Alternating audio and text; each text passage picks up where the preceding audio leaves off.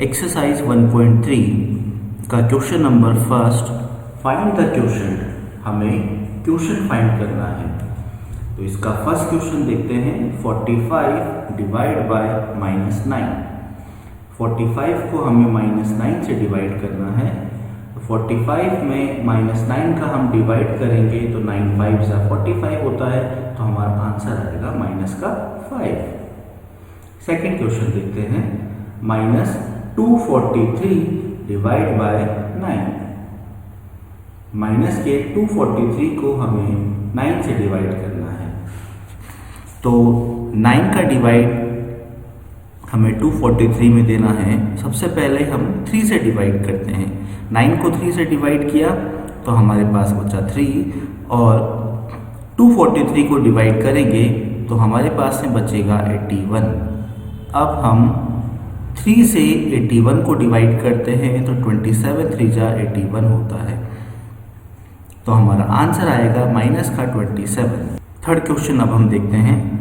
Third question है -5525 divide by 221। 5525 को 221 से डिवाइड करना है।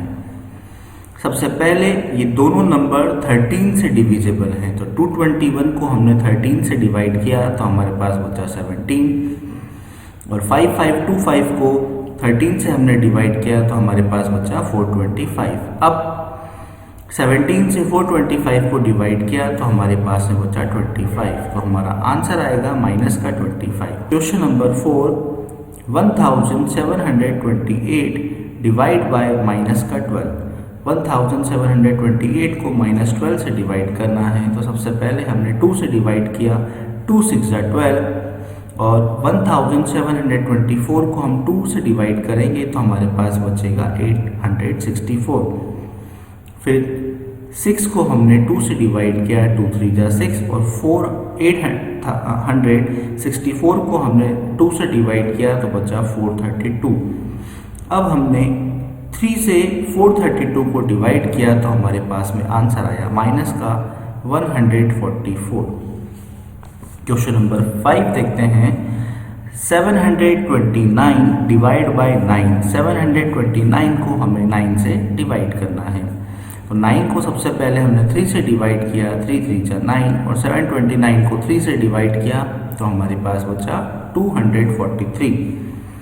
अब 243 को हम 3 से डिवाइड करते हैं तो हमारे पास बचेगा 81। 81 हमारा आंसर है। क्वेश्चन नंबर 6 -133 को डिवाइड करना है -19 से।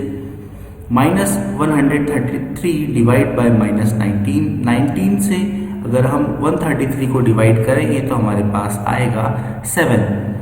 डिनोमिनेटर में भी माइनस है और न्यूमरेटर में भी माइनस है। दोनों माइनस हमारे कैंसिल हो जाएंगे तो हमारा आंसर आएगा +7।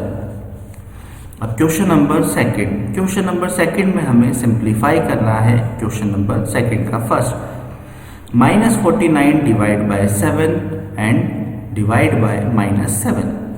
तो सबसे पहले हम ब्रैकेट के अंदर की वैल्यू को सॉल्व करते हैं। -49 में हमें 7 का डिवाइड करना है तो हमारे पास बचेगा -7।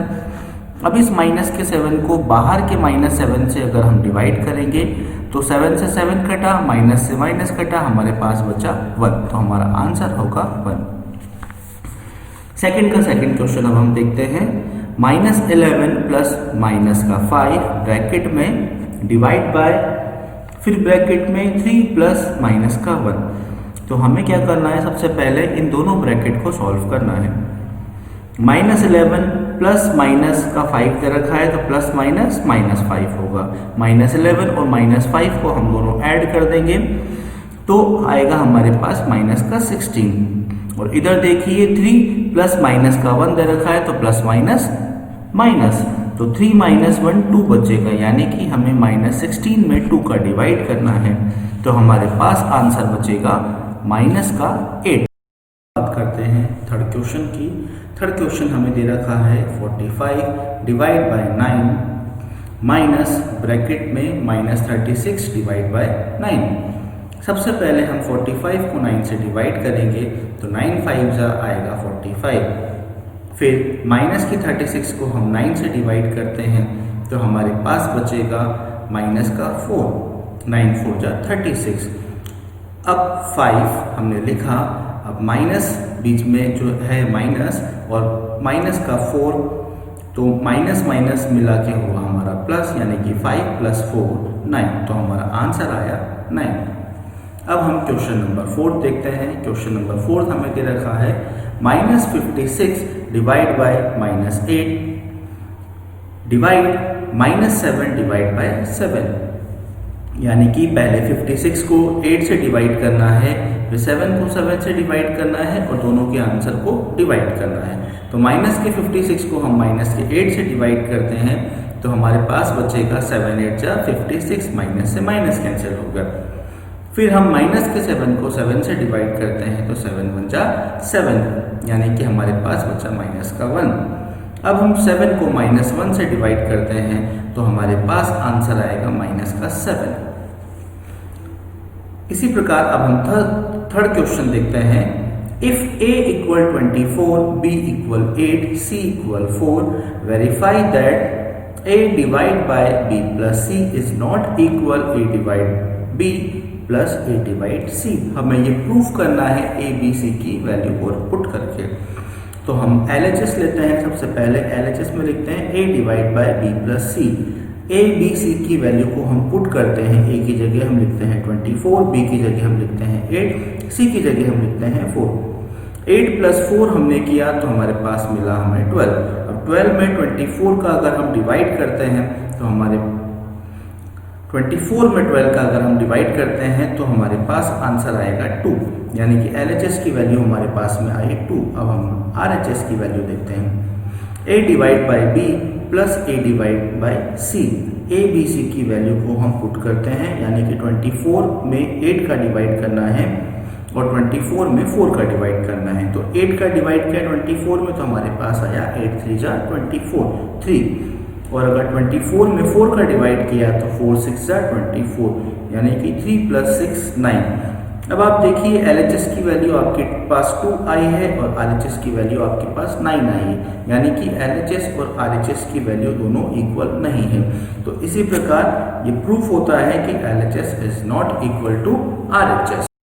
अब हम आगे चलते हैं क्वेश्चन नंबर 4 पर। क्वेश्चन नंबर 4 है right 4 pairs of integers a, b such that a is divisible by b = -4, यानी कि आपको 4 ऐसे पेयर बनाने हैं a और b की वैल्यू के, जिसमें अगर b का डिवाइड आप a से करो तो आपके पास आंसर -4 बचना चाहिए। तो हम फर्स्ट पेयर लेते हैं, a की वैल्यू हम लेते हैं 8 और b की वैल्यू हम लेते हैं -2। अगर -2 का डिवाइड मैं 8 में करता हूं तो हमारे पास बचेगा -4। इसी तरह सेकंड पेयर हम लेते हैं, a की वैल्यू -8 और b की वैल्यू +2। माइनस के 8 में अगर +2 डिवाइड करेंगे तो हमारा आंसर आएगा -4। इसी तरह हम a की वैल्यू 20 लेते हैं और b की वैल्यू -5 लेते हैं। अगर 20 में हम -5 का डिवाइड करते हैं तो हमारे पास बचेगा -4। और इसी प्रकार फोर्थ पेयर हम लेते हैं, a की वैल्यू -2 और b की वैल्यू 5। अगर -20 में 5 का डिवाइड करते हैं तो हमारे पास आंसर बचेगा -4। अब fifth question, give 3 examples to prove that if p and q are 2 integers then p divide q is not necessarily an integer।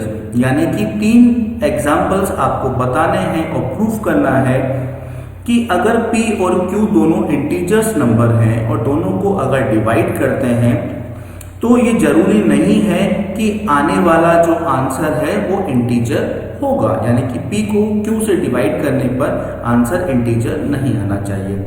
तो हमने फर्स्ट पेयर लिया है, p की वैल्यू हमने ली है 5 और q की वैल्यू हमने ली है 2। अगर हम 5 में 2 का डिवाइड करते हैं तो ये दोनों नंबर डिविजिबल नहीं है, तो हमारे पास आंसर बचेगा 5/2। अब रेशनल नंबर में ये नंबर हमारा आ रहा है 5/2, जो कि इंटीजर्स नहीं है। अगर कोई भी नंबर न्यूमरेटर और डिनोमिनेटर फॉर्म में आता है तो वो इंटीजर नहीं होता है, इसलिए हमने यहाँ लिख दिया नॉट एन इंटीजर। अब हम सेकंड क्वेश्चन पे आते हैं, सेकंड पार्ट पे आते हैं। हमने p की वैल्यू ली है 3 और q की वैल्यू हमने ली है -2। अगर 3 में हम -2 का डिवाइड करते हैं तो ये भी दोनों नंबर डिविजिबल नहीं है, तो -3/2 एक इंटीजर नंबर नहीं है। अब थर्ड पेयर हम लोग लेते हैं एग्जाम्पल का। p की वैल्यू हमने ली है 6 और q की वैल्यू हमने ली है 5। अगर 6 में हम 5 का डिवाइड करते हैं तो ये दोनों नंबर भी डिविजिबल नहीं है, यानी कि p और q को डिवाइड करने पर, यानी कि दो इंटीजर नंबर को डिवाइड करने पर जरूरी नहीं है कि उनका आंसर इंटीजर आए।